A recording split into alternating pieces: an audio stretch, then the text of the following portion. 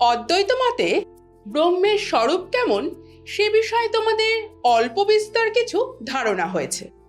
তোমরা আগেই জেনেছ যে পারমার্থিক দৃষ্টিতে ঈশ্বর, জীব ও জগৎ সবই মিথ্যা।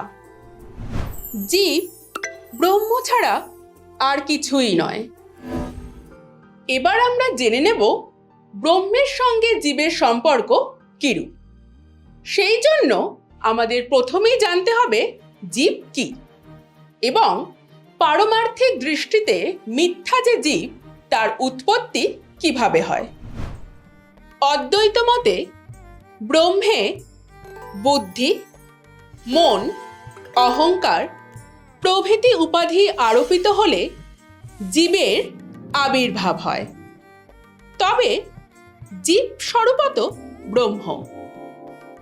অজ্ঞানের বশবর্তী হলে জীব নিজেকে ব্রহ্ম থেকে আলাদা মনে করে। মায়ার দ্বারা জীবের দেহ সৃষ্টি হয়। বাহ্যিক দৃষ্টিতে জীবের দেহ দুই প্রকার, স্থূল দেহ ও সূক্ষ্ম দেহ।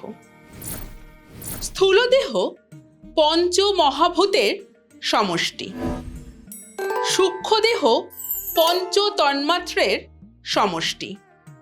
ব্রহ্ম যখন সূক্ষ্ম দেহে উপহিত হন তখন তাকে জীবাত্মা বলে। আর এই জীবাত্মা যখন তার কর্মফল অনুসারে স্থূল দেহ ধারণ করে তখন তাকে জীব বলে। এবার চলো আমরা জেনে নেব অদ্বৈত মতে ব্রহ্ম ও জীবের মধ্যে সম্পর্ক কিরূপ। এই বিষয়ে শঙ্করাচার্যের বক্তব্য কি তা নিয়ে অদ্বৈত বেদান্তি সম্প্রদায়ের মধ্যে মতপার্থক্য লক্ষ্য করা যায়।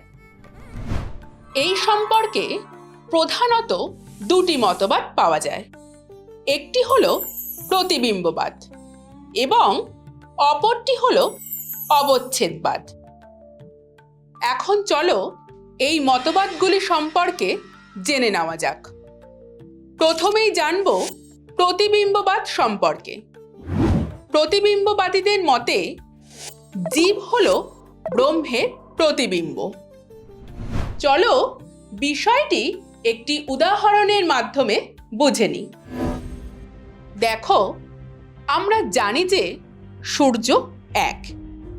সেই এক সূর্য ভিন্ন ভিন্ন জলাশয়ে প্রতিবিম্বিত হয়ে বহু সূর্যরূপে প্রতীয়মান হয়। কিন্তু তাই বলে আমরা এমন বলতে পারি না যে সূর্য বহু। সূর্য কিন্তু একই। প্রতিবিম্ববাদীদের মতে এরকমই একমেবা দ্বিতীয়ম ব্রহ্ম ভিন্ন ভিন্ন অন্তঃকরণে প্রতিবিম্বিত হওয়ার জন্য ভিন্ন ভিন্ন জীবরূপে প্রতীয়মান হন। এবার আমরা জানব অবচ্ছেদবাদ সম্পর্কে। অবচ্ছেদবাদীদের মতে জীব হল অদ্বয় ও অখণ্ড ব্রহ্মের খণ্ড বা আংশিক অভিব্যক্তি। চলো একটি দৃষ্টান্তের মাধ্যমে তোমাদেরকে বিষয়টি বুঝিয়ে বলি। দেখো, আকাশ বা শূন্যস্থান হল অনন্ত ও অসীম। নানা পাত্র, ঘর ইত্যাদি দ্বারা এই আকাশকে আমরা সীমিত রূপে দেখি। কিন্তু প্রকৃতপক্ষে অনন্ত ও অসীম আকাশ পাত্র ও কক্ষের দ্বারা সীমিত হয় না। অবচ্ছেদবাদীদের মতে ঠিক এই রকমই ব্রহ্ম বুদ্ধির দ্বারা সীমিত রূপে প্রতীয়মান হয়।